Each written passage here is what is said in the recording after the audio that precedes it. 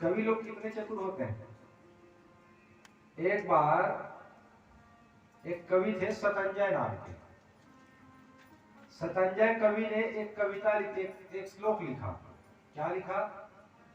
अपशब्द शतम माघे भारवो च शतत्रयम् कालिदासो न गण्यन्ते कविरेकः शतंजय। इस श्लोक का भाव क्या जानते हैं? अपशब्द शतम माघे, माघ नाम के कवि में 100 त्रुटि, जो कविता लिखता है उसमें 100 त्रुटियां रहती है, अपशब्द रहता है। अपशब्द शतम माघे। और भारवो च शतत्रयम्, भारवी नाम का जो कवि है 300 त्रुटि, शतत्रयम्। अब कालिदासो न गण्यन्ते, कालिदास की तो गिनती नहीं है इतना त्रुटि करता है।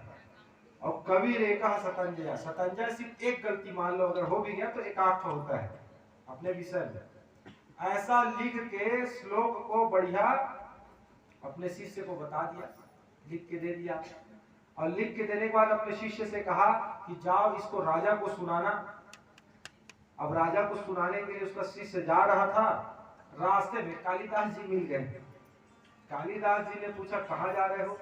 बोले मैं शतंजय जी ने, हमारे गुरु जी ने एक श्लोक लिखा है, उसको राजा को सुनाऊंगा तो बहुत सा धन मिलेगा, हमारे कवि जो शतंजय है उनका यश बढ़ेगा।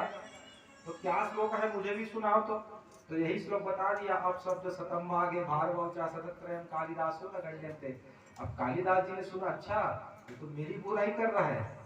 कालिदास जी वहां के श्रेष्ठ कवि थे उस समय के, तो ये तो मेरी बुराई कर रहे हैं कि मेरे कविताओं में कई त्रुटियां रहती हैं, अनगिनत त्रुटियां रहती हैं। तो उन्होंने कह दिया उस शिष्य से, अरे इसमें एक त्रुटि है। बोले क्या त्रुटि है?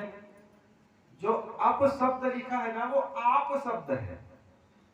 नहीं मैंने तो ध्यान से सुन के लिखा है। अरे तुमने सुनने में कुछ गड़बड़ी की होगी, मैं भी इतना बड़ा कवि हूँ, संस्कृत का ज्ञाता हूँ, मेरे से मैं तुमको बता रहा हूँ ना, तो सही में गलती है महाराज। बोले हाँ, तुम अपशब्द लिखे हो ना वो आप शब्द है। बोले अच्छा, तो एक डंडा बस को आ कर दिया। अब इस श्लोक का पूरा भाव ही बदल गया। आप मतलब होता है पानी, आप शब्द शतम माघे। अब 100 अर्थ पानी के कौन जानता है? माघ नाम का कवि। और भारवो च शतत्रयम्, भारवी नाम का जो कवि है वो पानी के 300 अर्थ जानता है। और कालिदासो न गण्यन्ते, कालिदास जी तो अनगिनत पानी के अर्थ जानते हैं। और कवि रे कहा शतंजय, शतंजय पानी मतलब पानी, इसके अलावा कुछ नहीं जानता। देखो श्लोक का भाव कितना बदल गया। इसको जाके जब सुनाया राजा के सामने, सब लोग हंसने लगे। एक अक्षर से ही पूरा कविता का भाव बदल गया। कालिदास जी कितने विद्वान थे। एक बार कुछ लोगों ने चालाकी की और कालिदास जी को नीचा दिखाने के लिए एक अनपढ़ गंवार को उनका गुरु बना के राज्य के सामने एक मंदिर में बैठा दिया और हल्ला कर दिया कि देखो कालिदास जी के गुरु आए हैं। अब कालिदास जी को नहीं पता होगा उनके गुरु कौन है। अब हल्ला कर दिया। इनके जो शत्रु थे, जो उनसे चिढ़ते थे थोड़ा, कालिदास जी के गुरु आए हैं, कालिदास के गुरु आए हैं। और उसको क्या सिखाया था कि मौन रहना, मौन व्रत मत बोलना, क्योंकि अनपढ़ गंवार कुछ शब्द बोलेगा पता चल जाएगा कितना उसमें विद्वता है। तो उसको जो भेजे थे ना उनको बोल दिया कि मौन रहना, कुछ बोलना मत। तो मौनी बाबा बन के बैठे थे मंदिर में। अब कालिदास जी को जब पता चला तो कालिदास जी गए, कालिदास जी उनके पास गए तो उन्होंने देखा और तुरंत चरणों में गिर गया। अरे मुझे तो इन लोग मूर्ख बना के लाए हैं और गुरु के रूप में हल्ला कर दिया, मैं क्या करूं।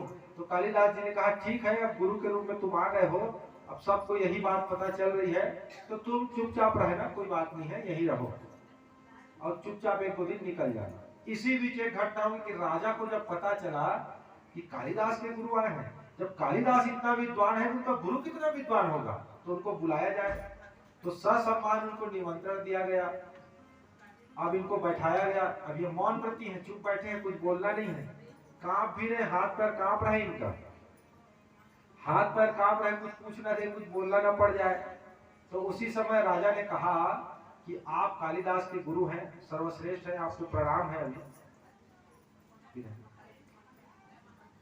आप एक शब्द पूछना था, तो क्या पूछना है? बोले कि हम लोग सुनते हैं बचपन से रावण रावण, ये दोनों में बड़ा समस्या है।